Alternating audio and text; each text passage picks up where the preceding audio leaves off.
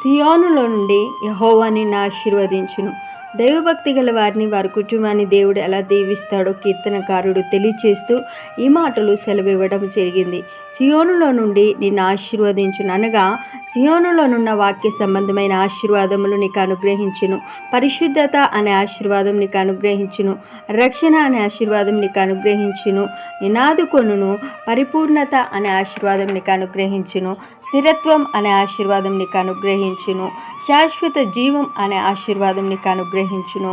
ప్రియమైన దేవుని బిడ్డ, సియోను అనున్నది దేవుని నివాస స్థలమైన పరలోకానికి, పరిశుద్ధతకు, సన్నిధికి సాదృశ్యంగా ఉంది.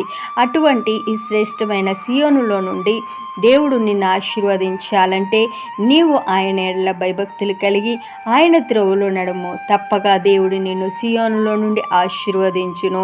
పర సంబంధమైన దీవెనలు దేవుడు నీకు అనుగ్రహించును.